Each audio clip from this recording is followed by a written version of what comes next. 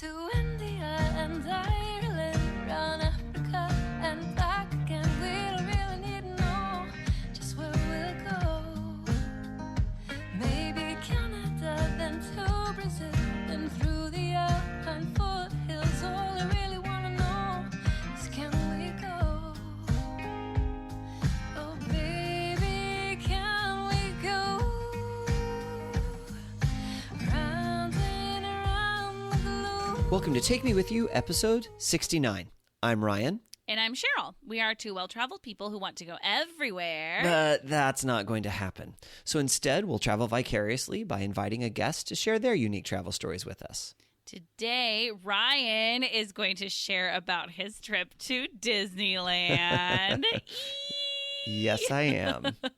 I'm so excited. I've been waiting to hear about this as I we've been know talking you and have. planning. And I mean, you've said, what, like almost a year ago that you were thinking about Yeah. going in this timing. And so it's just been Yeah. kind of on the edge of my seat for this.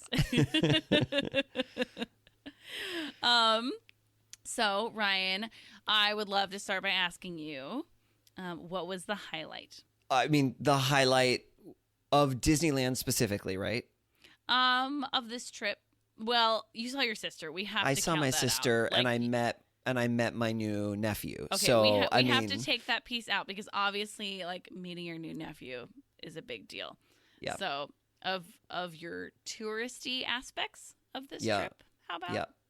What was I the mean, highlight? it has to be Rise of the Resistance. Really? The new, oh my gosh, Cheryl, it was amazing. Really? It was amazing. That's so cool. Is this the one that was long? Yeah, it's like 15, 20 minutes long. That is so long. Yeah. Wow. And I'm excited to hear later on how exactly you got on the ride because I know that you were speculating if you even would. And, Yep. you know, there's been talk of how it went at Disney World. And so that's going to be fun to hear about. Yay. Sure. I'm glad it did not disappoint. That's wonderful. No, it definitely did not. And what was the low? The low of the trip was we all got sick. Gross. I That's don't know if you awful. can hear it in my voice or not, but I'm Just a still, tiny bit. I'm Yeah. definitely still sick. Not nearly as bad as I was. You know this because you and I have already connected about this, but I got home on a Saturday and we were originally going to record this episode on a Monday, but I texted you and said, "Hey, I'm sick. I don't think I can record on Monday." And so now it's Thursday and we're recording instead. Oh, boy. Yeah. Because and I'm definitely, I've been at work the last few days and stuff, but I'm still definitely not 100%. So Oh, that's too bad. Being sick while Yeah. traveling is never fun. And were you sick while you were at the parks? no, Okay. because so here's, I don't know how much detail you want. All right, But- let's just get into it. So I arrived on a Saturday, got to my sister's house, got to hang out, see her and her family. It was really good. We went to church Sunday morning, came back, whatever. And then Monday morning, I get up and I have a text from my sister saying, "Hey, Jaden, my youngest nephew, is sick. I have to stay home with him today. So you're going to have to go to the park on your own." Aw. And so we had to coordinate all of that sort of stuff. And so sickness started early on. So that was Monday.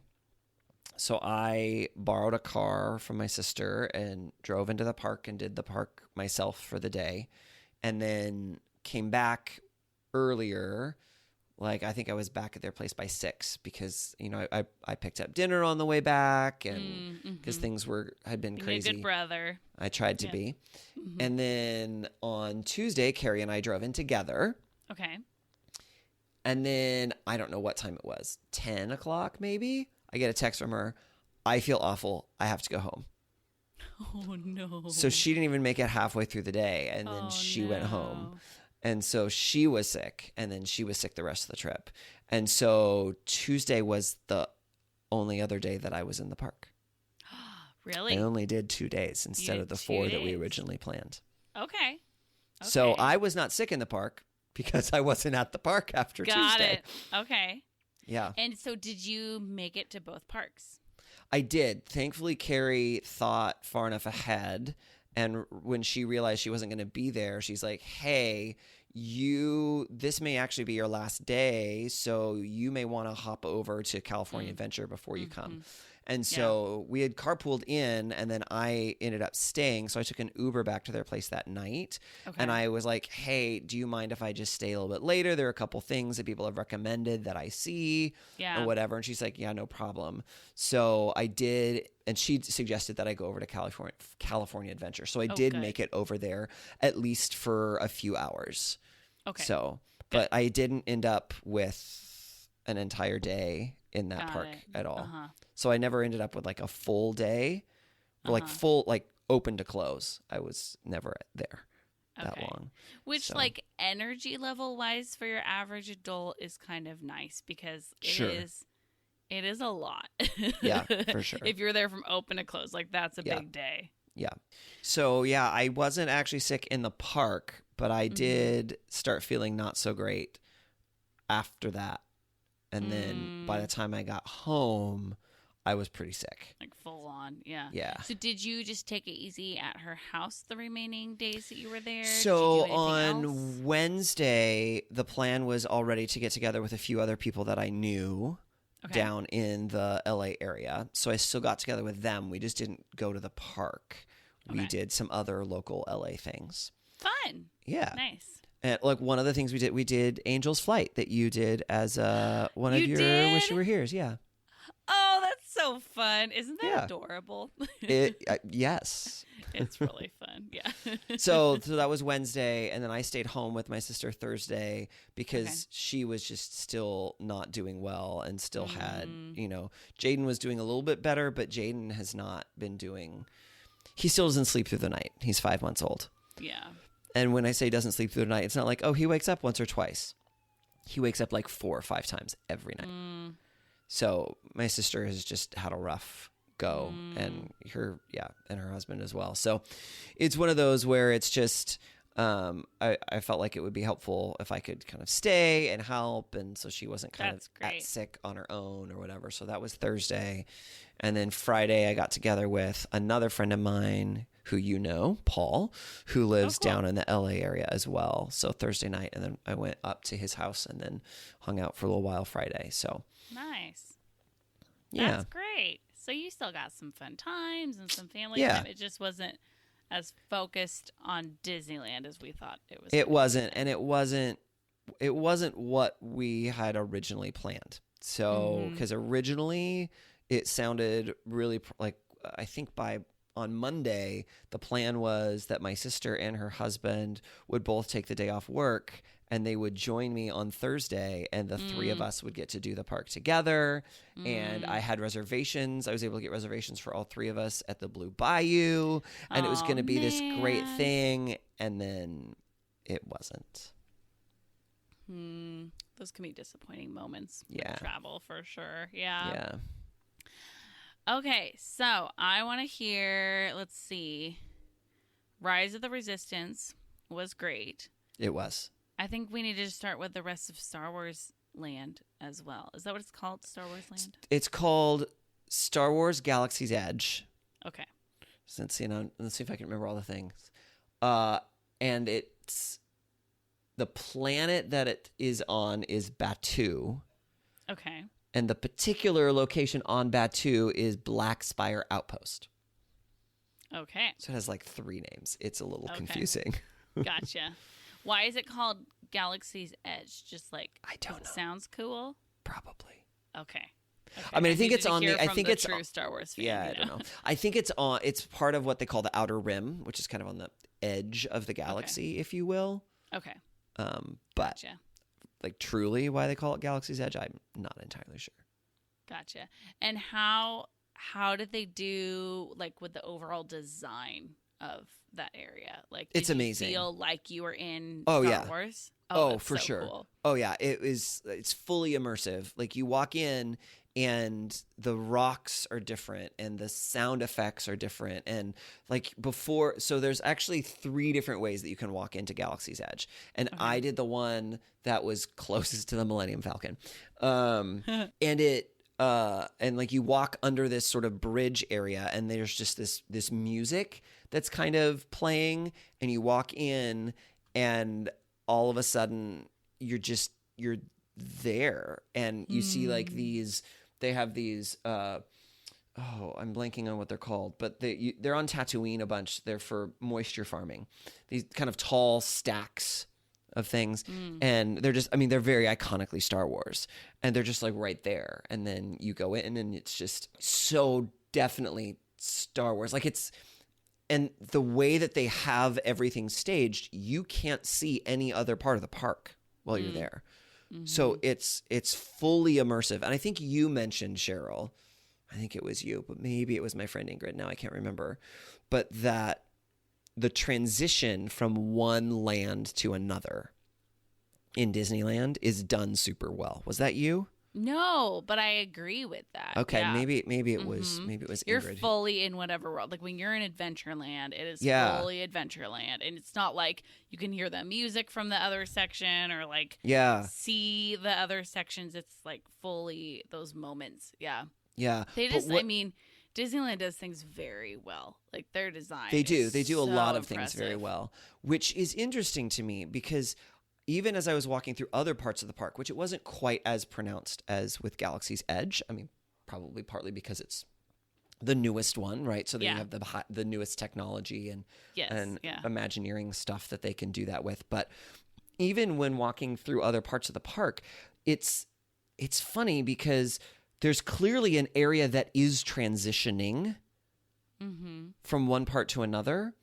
But it doesn't feel awkward. It feels normal and natural. And then all of a sudden you're in the next place. But it's not like, oh, all of a sudden I'm in this next place. It's just, it makes sense for it to look the way it looks when you get there. But it also doesn't feel like it's transitioning when you go from one to the other. I don't know how they do it. It's very impressive. So good. Very impressive. But I will also say, when I did go down to California Adventure, they don't do that there. I did not have that feeling there at all. Yeah.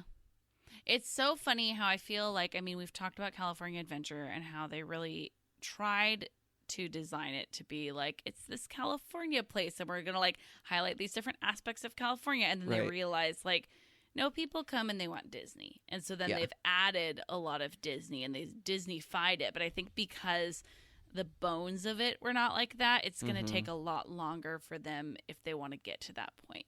Yeah. You know, like, I don't know. Would they someday redo every ride to make it more Disney-ish or, you know, specific to their stories? I have no idea. I don't know. But it is interesting that it's a really fun park. And as an amusement park, I think it's great. Yeah. And I love it a lot.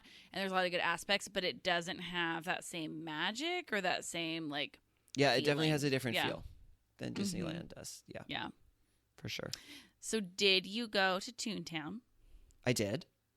And did you go on Roger Rabbit's ride? I did. And did you have your nostalgia moment? I did a little bit. Yeah? Was it smaller than you remembered? Yeah. Yeah, definitely. Oh, that's so fun. Does Toontown still look janky? I remember it looking janky when I was in college. Like, it looked a little more run down. Like, not quite that same level. Super run down to me. Okay. But I also just basically went on Roger Rabbit's Wild Ride and then kind of left just because that was just the first day that I was there that I did that, I think. Okay. And I thought I had 3 more days. So, you know, I was going to come back and I would walk around and look at it more and, you know, wander. And the first day was just trying to kind of follow the touring plan and try and hit all the things that I was supposed to hit or whatever. So. Yeah. So, with the Star Wars characters, so I've never been to Galaxy's Edge, so I'm curious more about this section of the park. Do you get to meet Star Wars characters? Sort of. Is there like the long lines for the meeting of the characters? There's no meet and greet Okay, spot. there's no meet and greet. Okay. No. And then are there They're like just walking characters? around. Oh, cool. Yeah. So I saw Chewbacca several times. Cool. Stormtrooper several times. Kylo Ren once. I saw Rey once. I think those are all of the characters that generally are going around, I think. But they're usually walking. So they're not stopping, and It's not they're the photo op. no, thing. and they're in character, so it's not super easy to get a photo with them. Yeah, that Unless makes you're a sense. kid, then they will stop and you can usually get a photo with them. Fair. So Yeah, that makes a lot of sense. So I think I sent you a message that 4 years ago I got to meet Kylo Ren. Yes. Because before the Star Wars stuff, they just had a couple Star Wars characters right. for meet and greets where you stood in a line, and so I got to meet Chewbacca and then Kylo Ren, and oh my gosh, I was so scared. He was really scary. He is like intimidating, and I was like, oh gosh, like Yeah. That's so fun that they were just walking around in character. I love that. Yeah. That's Yeah. so good. It definitely helped with. I mean, not that the mood was not good, but it added to it. just kind of the feel of the whole thing. That's so cool. So then the different features of Galaxy's Edge, there are 2 rides? There are now 2 rides. Yeah, Rise of the Okay. Resistance and the Millennium Falcon Smuggler's Run.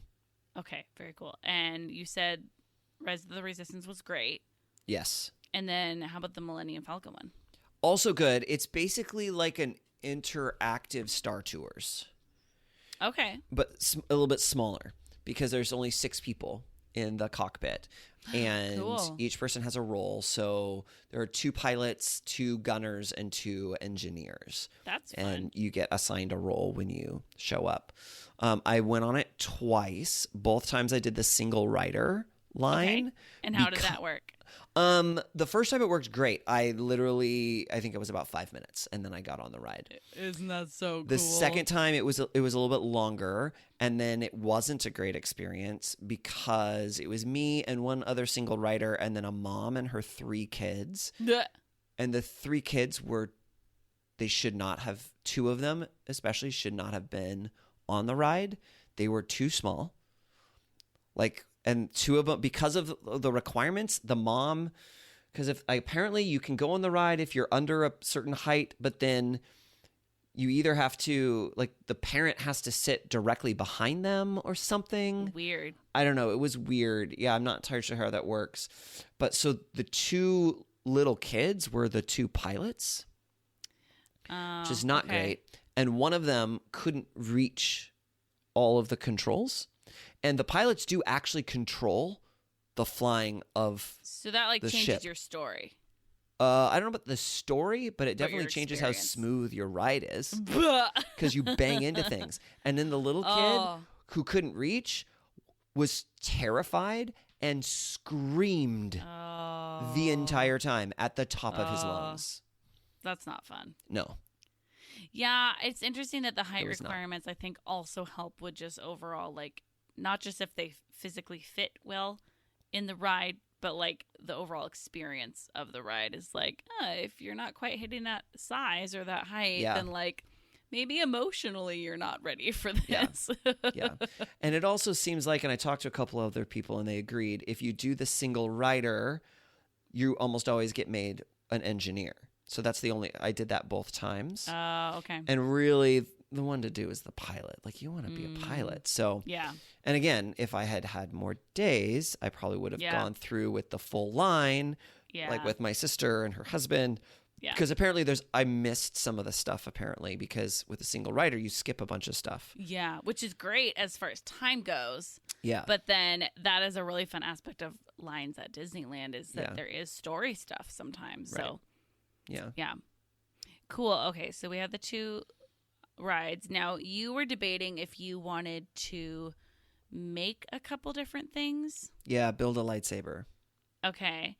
And you said that one of the things you can't even enter the area unless you're doing it. And then there was something about a droid. Oh, yeah. Yeah. So Savi's workshop is where you build the lightsaber and you have to have the reservation and you can't even go in Okay. except to build the lightsaber. Okay. And then the droid depot, there's kind of two sides to it. One of them, you can build your own droid. And the other one, there's like pre-made droids and other things that you can buy.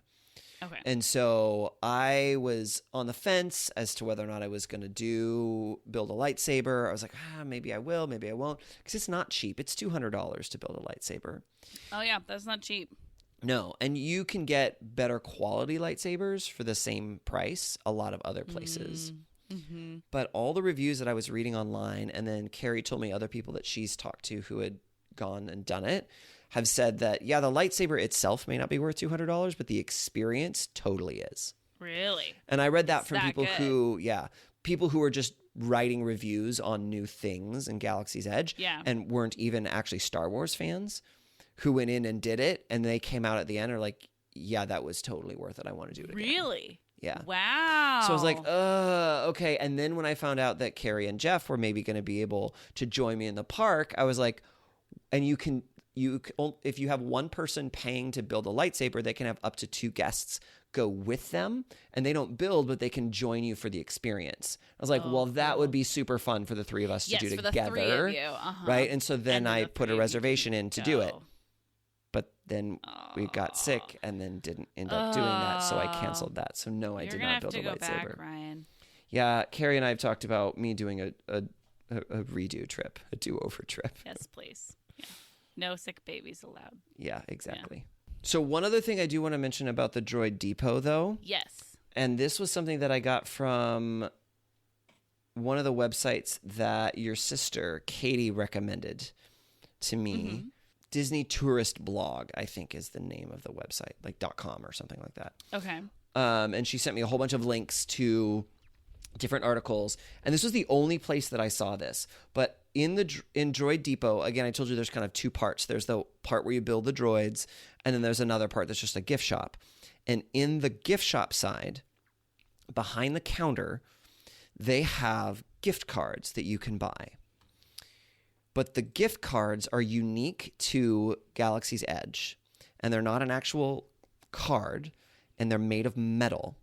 Ooh. And they're like hefty. You have to put at least $100 on them. Okay.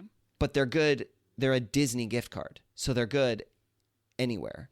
Okay. But they have an etching of Black Spire Outpost on them. And so if you're going to be in the Disney parks, and if you know you're going to be spending at least $100 and you want a really cool souvenir, you can get the gift card. Go buy the gift card and then use it to buy your food or whatever you're going to get. Exactly. Ooh, did you do it? I did. Do you have it in front of you? Because it looks like you're looking at I don't. it, but maybe you don't. I don't because I didn't end up spending all the money. Because we weren't in the park the whole time. Oh, yep. There it is.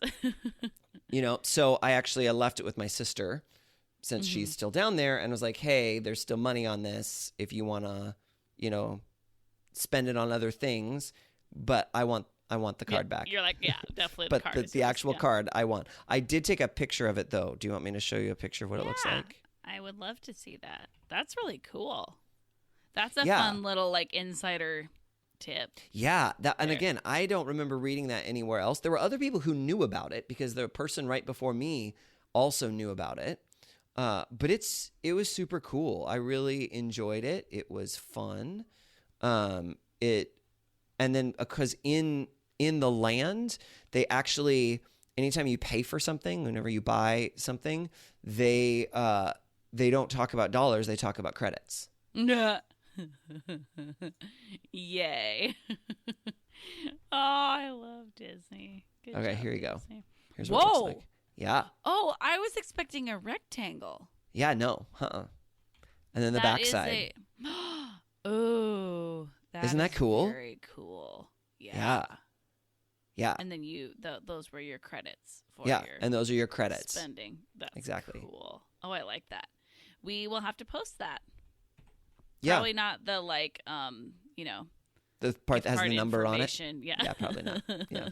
Okay, so anything else you want to share about Galaxy's Edge before we just talk about the rest of your experience? What else might I want to share about Galaxy's Edge? Well, let me look. I took notes the whole time I was there. Good for you. Yeah. It's almost like I have a podcast or something. I do have one One more comment about Galaxy's Edge. Okay. It's totally worth going back at night. Really? Yeah, it gets all lit up. Yeah, it was. I wanted to make sure and be there at night, but here you go.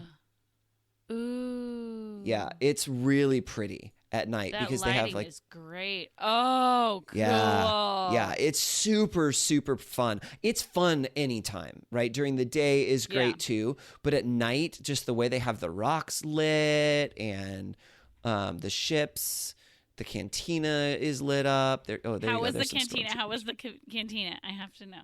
I did go to the cantina. The cantina was fun. It was. Let me go back. Stop it. The cantina, the food itself was not great. So don't get yourself excited about that. That's not what you go for. Fine.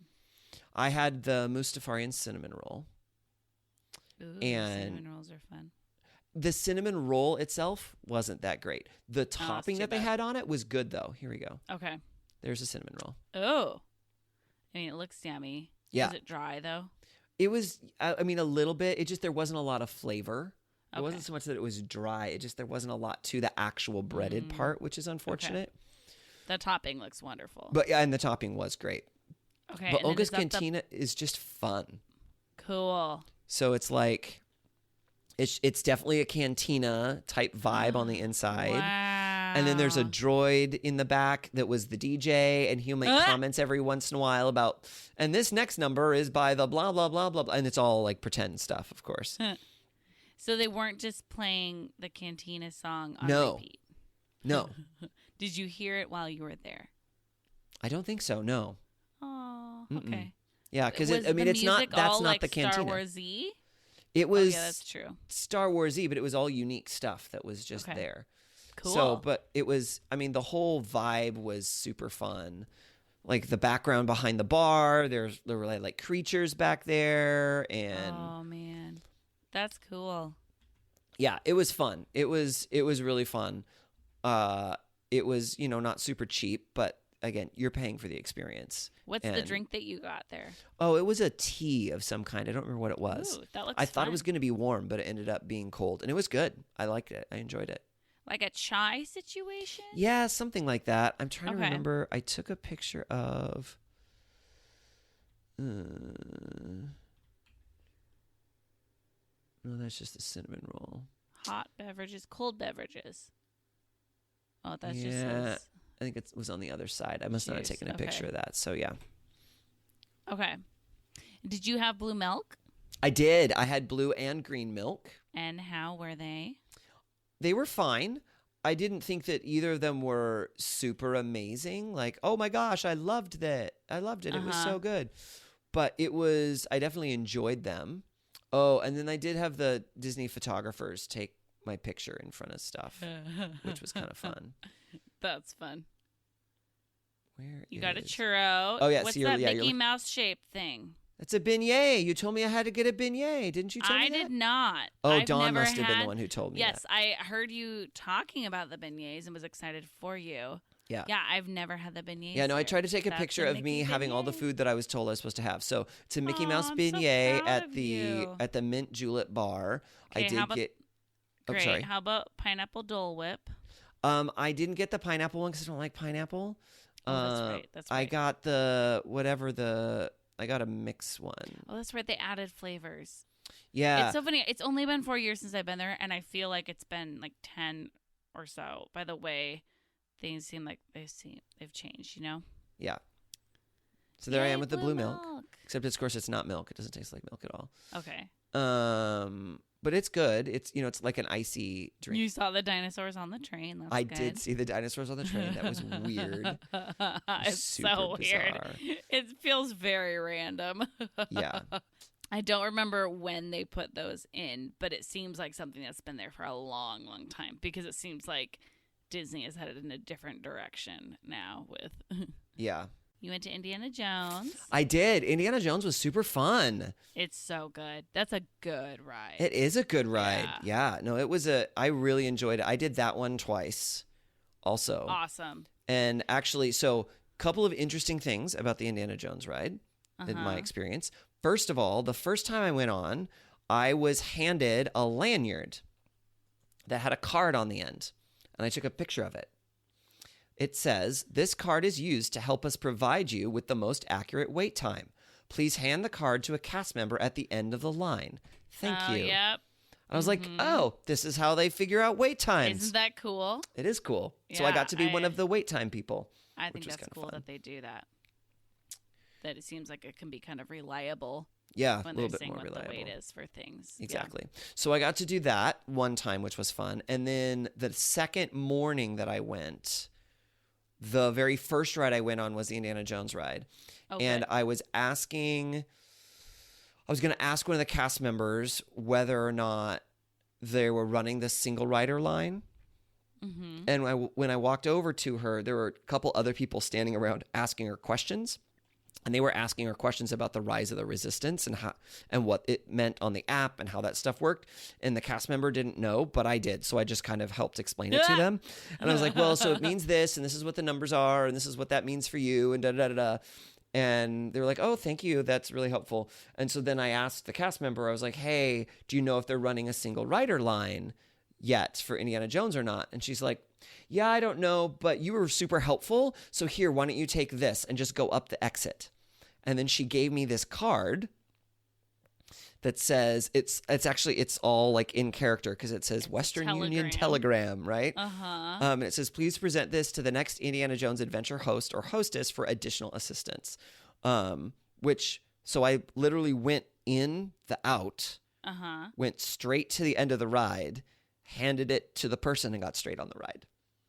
Which is like even so faster than the single cool. rider line. It was really cool. Wow, that's so sweet. Yeah. That's really cool. Yeah. I love that. That's very neat.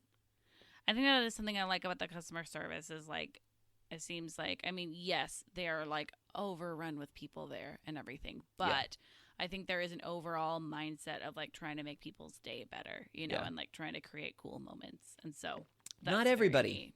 Not everybody in my experience was like that, but there were some people who were. Well, what's funny though is that so the last time I went, like I said, keep talking about my trip 4 years ago. I went with my friend Jen, who she's been on our podcast. She talked about studying abroad in London. Yeah. And Jen and I went there when we were in college all the time because we both had annual passes. And then she continued to have an annual pass because she lived down there.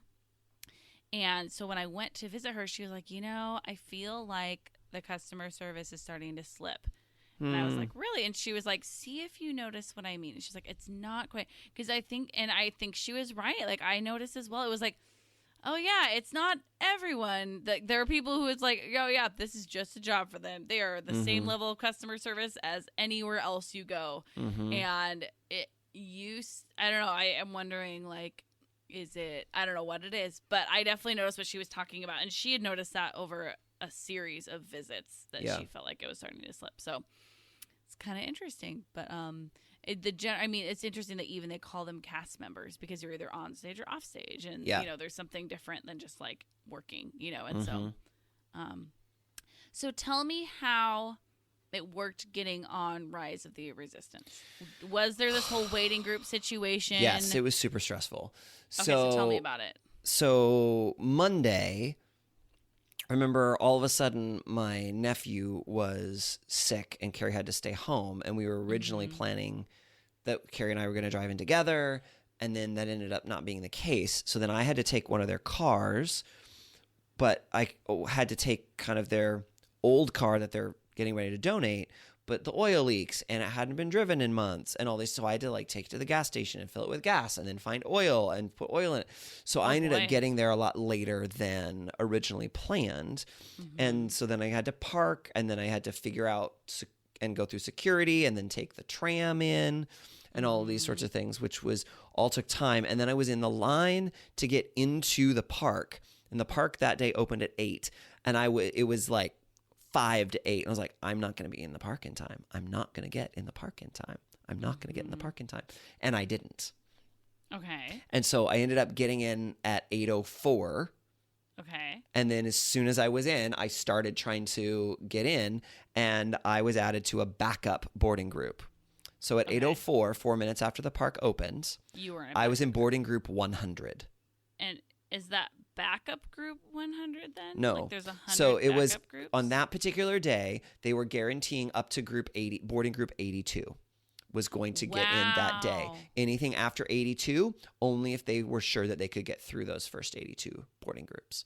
So I do not Interesting. know how many people is in a particular boarding group because I haven't seen anything that describes that. Mm-hmm. But so that was that day. I did not get on the ride that day. The next day was the day that Carrie and I drove in together, and the park didn't open until 9 that day. So that helped a lot. Really? But it took like 20 minutes just to get through security. It was terrible. I was not a happy camper Really? waiting in that security Wow. line. And then we had to get in the line to get in the park. But we were able to get into the park by about 8:30. Even though the park didn't open until 9. And so Okay. they just let you on Main Street, and they don't let you go through actually into the park where the rides are Got it. until you're in the park. 9. But you're technically on the grounds in the park. You've entered the park for all intents and Okay. purposes, right? But like there are so many people in there. There were so many people, and everybody has their phones out, and everybody's getting ready to try and get on this thing. And so this time I'm on it, and I'm just waiting until it goes to 9. As soon as it turned to 9. And what happened was it went to 9. I pushed the button. It didn't load all the way. I had to go back, and then I had to push the button again. And then I got into a boarding group 51. Oh boy. And that was all Wow. in less than a minute. Wow. I was in boarding group 51. So you have to be in the park Yep. at the time it opens. Oh, yeah. Right now. And you have to have your phone. You have to be ready, and you have to know what to do. You can't be looking at it for the first time that day when you're doing it. Like I had watched so many YouTube videos about like, what do you do? How do you get on the Rise of the Resistance? Like, what are the steps? Like all those things. Again, I don't know how many people are per boarding group. And for that day, we got called, our boarding group got called about 12:30. So that wasn't that bad. So that's how they do boarding groups. Do you get a notification on your phone? Yes. Then? Yes. Okay. Because the boarding group technically doesn't have a time at all. Oh. The boarding it's group- just the order. It's It's just the same as going to the DMV and getting a number. exactly. Yeah. Okay. And so Okay. what happened, and they don't start boarding groups, at least from what I've seen, until after the first hour that the park has opened even. So it's not like they even start running boarding group 1 immediately. Like they're not boarding any groups initially. I think that is brilliant that they figured out this thing is going to be crazy popular. Mm-hmm. It is a long ride. Mm-hmm. So why make people wait in like what Yep. I don't know, a 5-hour line? Like I mean, Yep. the lines would be so long if Yep. they did lines. Yep. And so that's so cool that you Oh, can just go about it's your great. day Yep. and then show up. So what was the wait time like once you showed up? So there was still waiting in line once we were there. I don't know exactly how long it was because you're wandering around, you can see things. And then at that point, I started playing with the app, the Disney Okay. Play app, because Okay. there was I tried it for a couple other things and I was like, this is dumb. Because a lot of it was like, you have to have at least one other person to play with. And I was like, Oh. I don't. You suck. Yeah. Thanks You're for like, rubbing that's it in why my I'm face. looking at my phone, actually. Right? So Exactly. help a brother out. Yeah. So I was like, well, that's dumb. But I had heard that the Galaxy's Edge was really different. And it is. It's its own thing. I mean, it's still part of the same app, but it looks completely different. And there are things that are specific to the Rise of the Resistance itself. So while you're in line waiting for Rise of the Resistance, there are particular games basically that you play in preparation for Rise of the Resistance. So that was kind of fun. And so I ended up doing that. And so I wasn't really paying attention to how long I was in line. But I mean, it may have been 15, 20 minutes maybe, That's not bad, though. Yeah. which isn't that bad. That's so smart. Yeah. Oh, That's really cool. it's really nice because then you can be doing other things instead of sitting in line. And actually, once you've registered for the ride, you can leave the park. Oh, wow. Apparently, That's cool. someone told me today at work that they were talking to people, and some of the locals that have annual passes, they'll stop in on their way to work, register for the Rise of the Resistance ride, go to work if they work close by Disneyland. And then when they get called, then they'll leave, go ride the ride, and then go back to work. Oh my goodness. Wow. That's cool. I mean, I don't think that's all jobs, of course, but Yes. That's really cool. It makes me wonder if they'll do that with other new rides.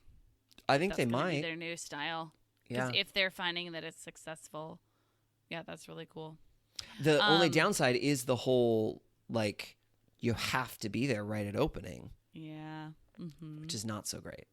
Yeah. But it's kind of like, it's basically like a fast pass, just only fast Yeah. pass. Yeah. Fast pass only. Yeah. Yeah. That's really cool. Neat. Yay. So I have a couple more questions to ask you about your experience with Okay. the parks, and then anything else that you just want to tell me about that we haven't gotten to yet. Okay.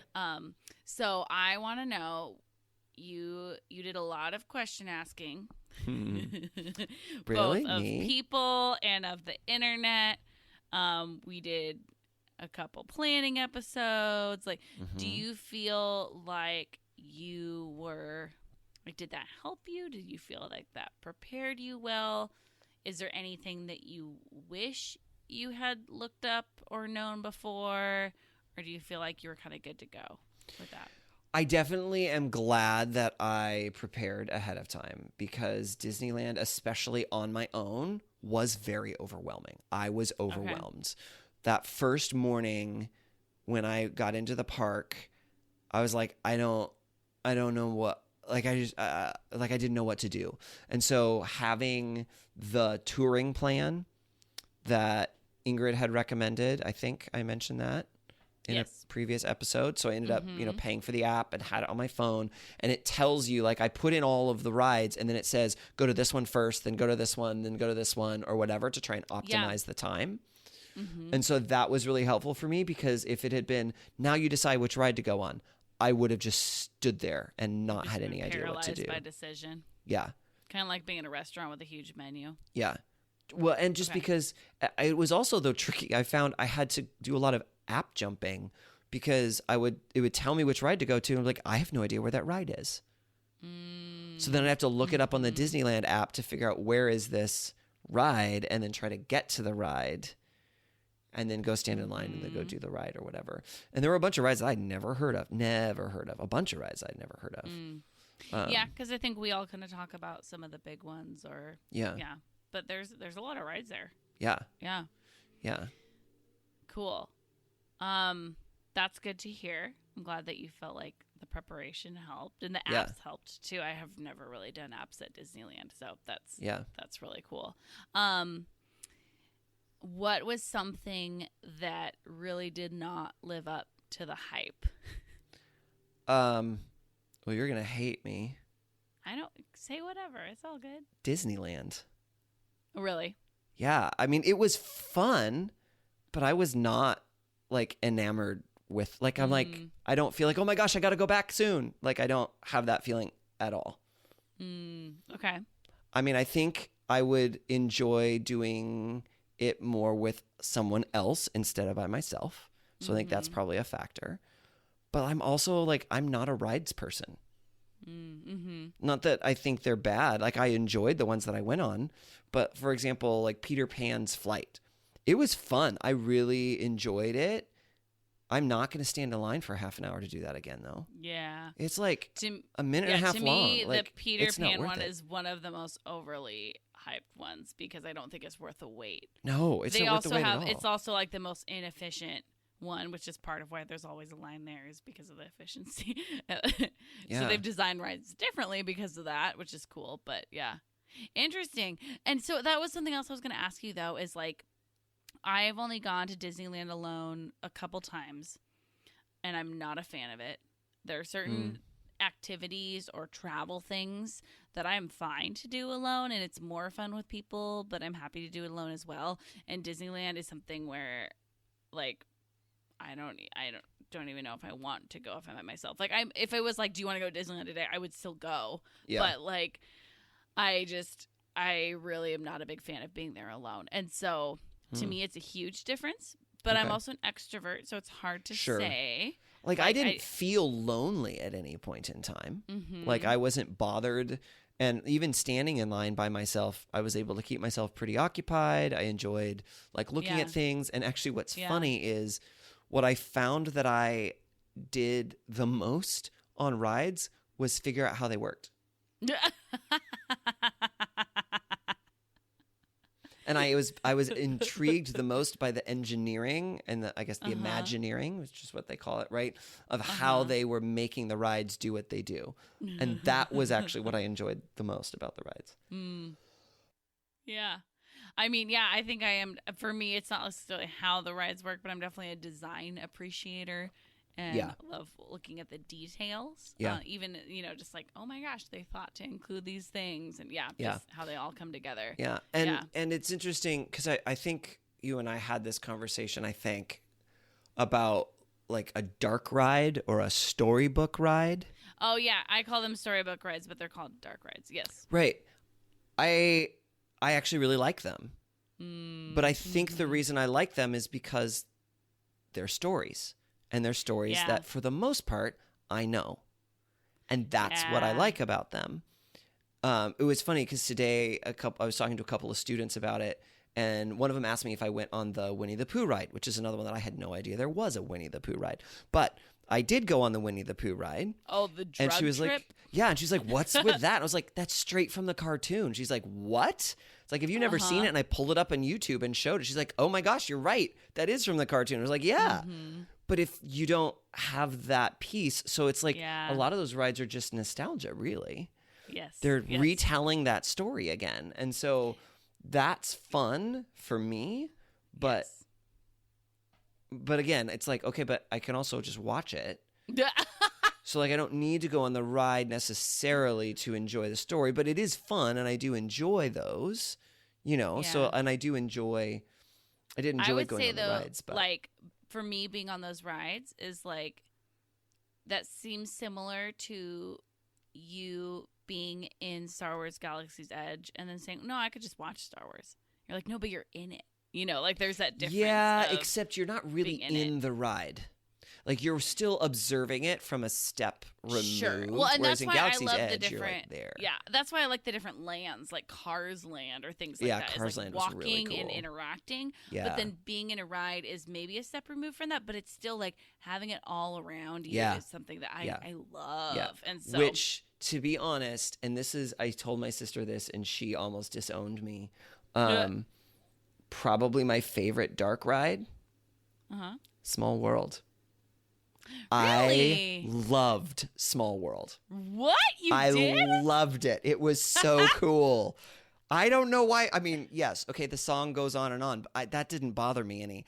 It was just, there was so much happening everywhere all the time. There was so much to look at. It was so intricate, and the overall idea of the fact that look at all these different cultures and all these differences, but all these similarities between us. I was like, this is perfect for people who love travel, because it's like you're traveling the world, but you're not actually going anywhere. And then I discovered they had Disney characters hidden all over the place. Yes, they added those not too long ago. Yeah, and so I didn't notice it at the beginning.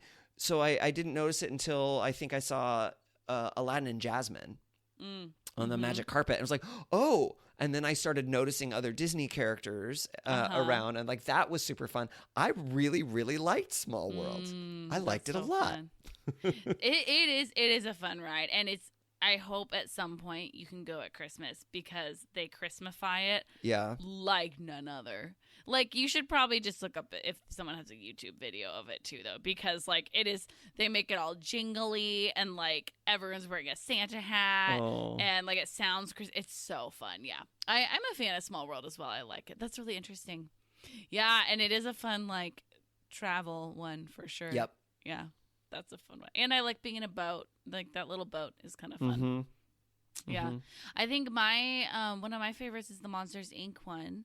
Which you probably didn't get the chance. Did you go on it? I did go on that one. I love that one. I love it. The mirrors that make the doors going around look way bigger. Like it looks like all those doors coming around, and they make it look like you. Oh my gosh, that's where it feels like you're in the movie. Yeah, is moments like that. Yep, that one was good. And Roz talking to the people in the end always makes me happy. Oh, yes. That she took me has a little bit to specific realize comments. that she was actually talking to individual people. Uh-huh. Yeah. I've had funny things said to me from her before, so it's pretty good, yeah.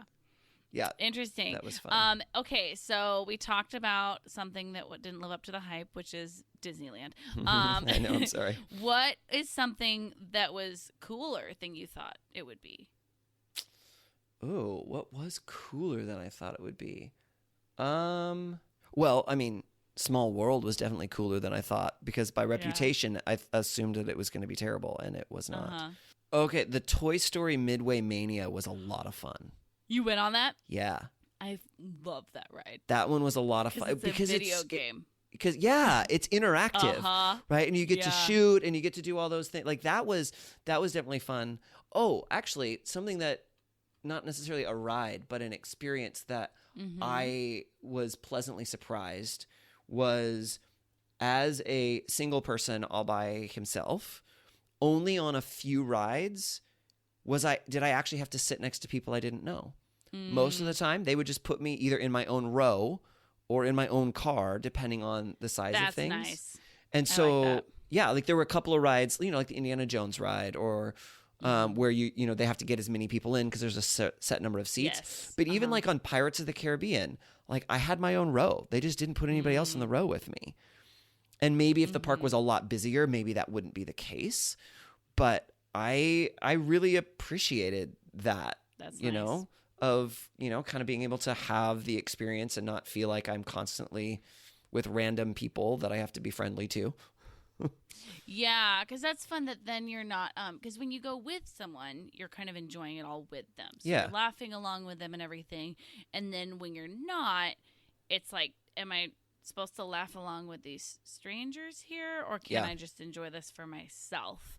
And I think, like, I'm probably the same as you, where I'm like, most of the time, I would rather just enjoy it for myself and then tell someone about it later, as opposed to, like, quickly, I don't know. There's a moment where I do like quickly befriending a stranger and laughing along with them, but I think not in the context of being on a ride with them necessarily. So, that's a really good point. I had kind of the reverse of that happen one time. So I had, a lot of friends in college that I would go with, and one time I went with two of my friends, both guys, and the three of us were gonna go, which is funny with three people sometimes as far as like how you get seated on rides. We're gonna go on Thunder Mountain Railroad, and they both were super familiar with the parks. One of them was working there actually as well, and they were like, I bet the three of us can fit in one car. And so I was like, you think so? And they were like, yeah, we'll fit, it's fine. And I was like, okay. And so we went in one row, and I was in the middle, and we sat down, and my butt was not on the seat. But we lowered the lap bar enough, and the staff were just fine with it. So we rode the ride like that, and we were like so squished, and I was just like doing squats kind of the whole time. That was a rough time, and I don't know why they let us, because it was like something where it was like, I don't know if it just became too late, but I don't know why they thought like three grown adults could fit in one of those cars. Yeah, so that was an interesting experience. And they've made the Matterhorn less creepy, because it used to be the straddle horn, where they you would like have to sit in someone's lap almost, and they would straddle you. And then they changed it to individual seats, and that's nice for like, awkward moments with your friends or whatever. So or strangers, it's good. Or strange. I think with strangers you would just be in your own one, but sometimes when you go to Disneyland with your friends, you don't want to straddle them. So that's kind of nice. Yeah. Okay. It's interesting how try that and remember happens. that for next time. Okay, so I think before we move on, I've shared that I've never really done apps in Disneyland, and I don't mean appetizers. Does anyone call them that anymore? And I, Kate and Dawn and Ingrid were all talking to you about using apps, various apps in Disneyland. So I'm curious, like, how did that go? If I go again at some point, what should I know with it? Yeah. So I've sort of a mixed bag from my perspective when it comes to the apps. So the Disneyland app, which was the one that Dawn and Ingrid were helping me get set up with our kind of our first Disneyland planning episode. Yeah. There are some things about it that I really like. I really like the map. You can search for a ride. So like when I didn't know where a ride was, it would show me where it was on the map. I could figure out where it was. I could walk myself over there. It shows you where you are on it. Like that part was cool. However, there were some things that were really frustrating about it for me. Really? Yeah. So for example, I did use the mobile ordering to order some food, but I clicked away from it to pull up the map, and then I couldn't find it again. What? So like you do the mobile ordering, and then you're supposed to click on a button when you arrive at the place to say, I'm here, make my food now. I couldn't find it again. Like I could not find a place to get back to that thing in the app. And so I eventually it just wasn't very easy to navigate. No, it was not. I went up to the counter and she was like, oh, no, your thing is here. So like it went through, it did process. I just couldn't get it back up in the app. And there was, what was the other thing that I couldn't, my Fast Pass. Because I got the Max Pass where you can get the Fast Passes through your phone. So I did that the first day. And that's the only day I did it. I didn't do it the second day. And I put in for a Fast Pass. I don't remember which ride it was for, but I put in for a Fast Pass and then wanted to go back and double check what time it was for, and I couldn't find it. And eventually I had to like pull over a staff member and be like, I can't find my Fast Pass. Do you know where it is on the app? And she showed me. I never would have found it. Wow. Because it was in the same place as my dining reservations. Oh, weird. Which I was like, what? So like there's some things like that are just a little awkward that take some time to get used to. And then if you're using the Touring Plans app, one of the things you can do is after you've done rides, you can check them off and then you can click this evaluate and it'll reassess the order based on the data that it has. Oh, that's cool. It is cool. Wow. But that drained my battery way faster. Really? Yes, because I only did that the first day and I had to recharge my phone with my power brick multiple times that day. Whereas the second day, I only had to recharge my phone on my power brick once. Okay. And I wasn't doing the reevaluating all the time. So the Touring Plans was draining it a lot more than the Disneyland app or your other. Yeah, I mean, I was using it less the second day because I had a better idea of where some things were. But I also wasn't reevaluating to say, hey, which ride do I go on now quite as much. And some of that was because my plans had to change partway through the day because I was originally going to do Disneyland all day. And then when Carrie went home sick, it was like, oh, and now I have to do California Adventure. But that I don't have a plan with that in it. And so actually I ended up texting Ingrid and be like, what do I do? I only have like a couple of hours. What should I do in California Adventure? And so she just texted me, well, here's the things that I would recommend. This is the order. And I pulled up the email that Kate had sent me that listed like the things that she had ranked and areas like to get food or whatever. And so I used those to kind of make my own plan to try and figure out what to do, which ended up working out. So yeah, so it's interesting. So the mobile ordering was nice. And then if you could figure out where it goes. The other thing that was a downside with the mobile ordering was I couldn't pay using my gift card that I had purchased. Oh. Because it has to have a credit card. So there wasn't a way that you could upload your gift card to the app? Not that I could find. And maybe it is, but I couldn't find it. If you're going to do the cool gift card, then either find it or don't do mobile ordering.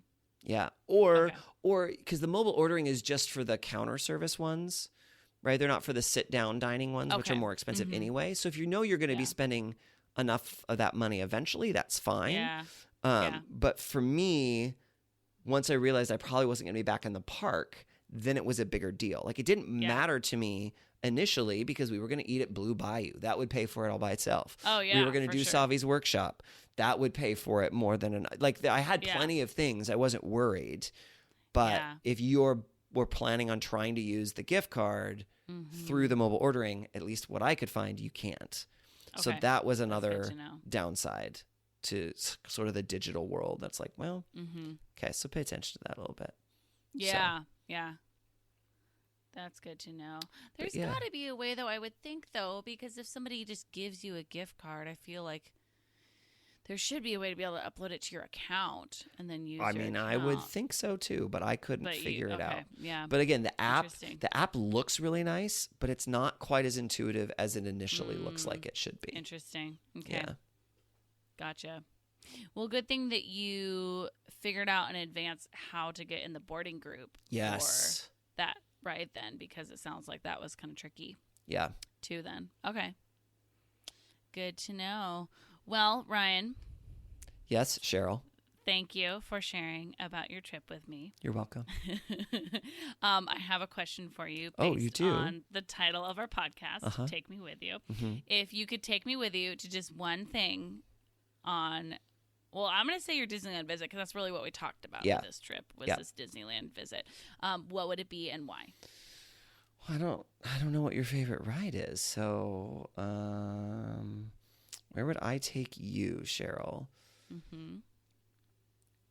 You know, I think maybe I would take you because I only went on one ride in Cars Land, Okay. and that was the Radiator Springs Racers. Good. But it was because that's super a good fun, ride. and I think Uh-huh. I would guess that's a ride that you would enjoy, and I Yes. really enjoyed it. So I think we would Yes. enjoy that one together.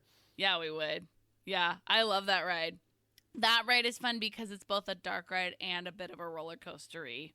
It's Right. it's just It's fast. You get to go zippy. fast, which is fun. Yeah, you get the story, Yeah. and then you also get to go fast. So Yeah. yeah, it's nice. Yeah.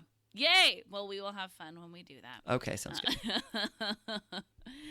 All right. Well, would you like to join me as a co-host of this podcast? Oh, I again? suppose I probably should, huh? Okay, that sounds good. Because it's probably time for us to do Wish You Were Here, isn't it?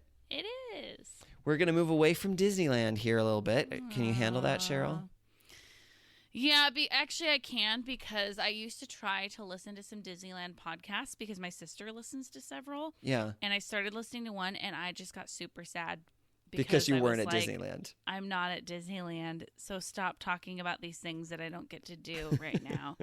So apparently, yeah. So I think even this, I was like, now I want to go now, and it's going to be at least a year, probably a couple years before I go again. And Yeah. so, like, I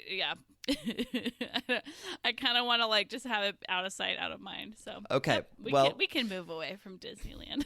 Then let's go ahead and move into the Wish You Were Here segment where you and I are each going to highlight a travel attraction from the different places that we've been that aren't Disneyland and just give a little snapshot of the cool thing or location or restaurant or event or whatever.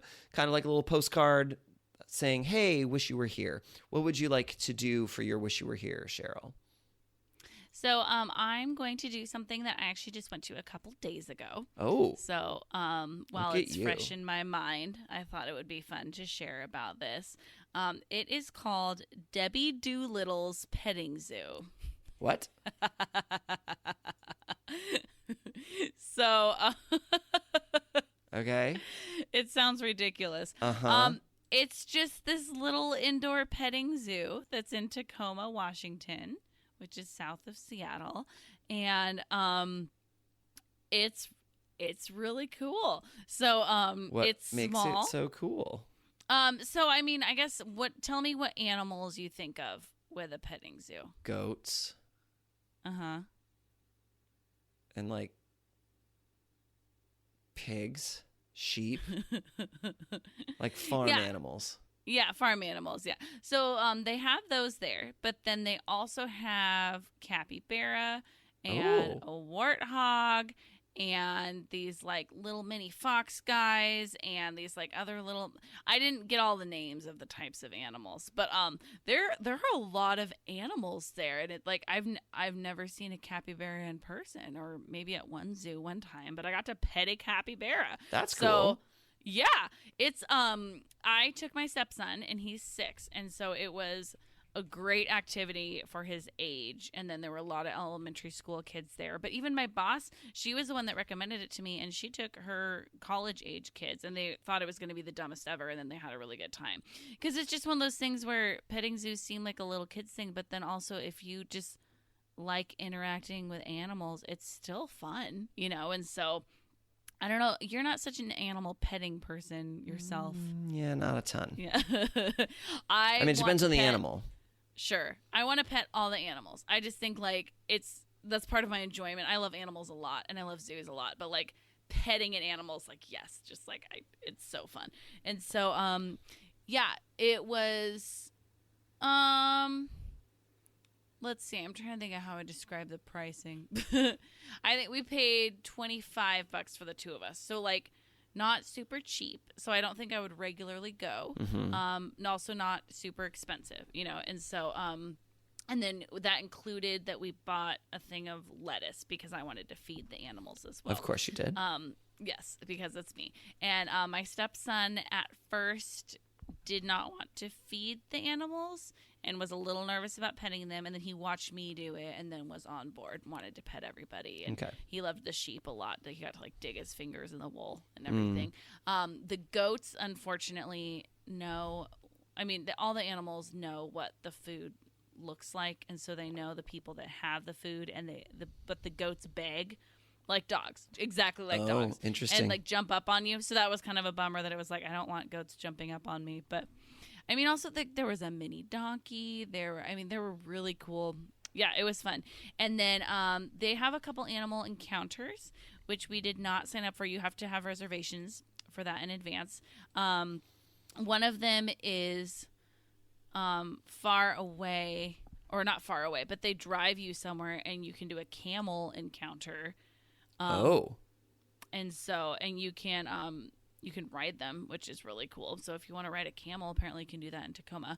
But then the animal encounters that they have there, they have an otter encounter, and that was closed right now because they have baby otters there right now. And so they're just letting all of the guests pet the baby otter. So I got to pet a baby otter, and that was very fun. And they make a very weird squeaking noise, and they were so adorable and like sucking on their paws, and just like we got to watch them for a while and then pet a River baby otters otter. or sea otters? They were river otters. Okay. Yeah. And then they have a sloth encounter as well, apparently.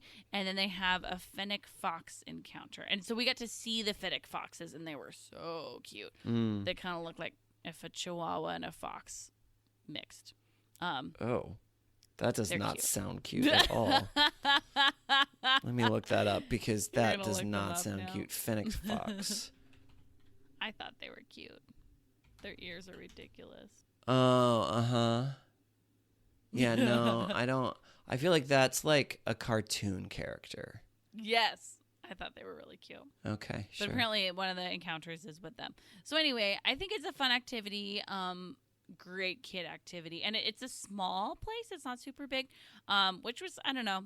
There's times when I kind of like to get in and get out with an activity that I'm doing and not spend all day. So, yeah. I would recommend it.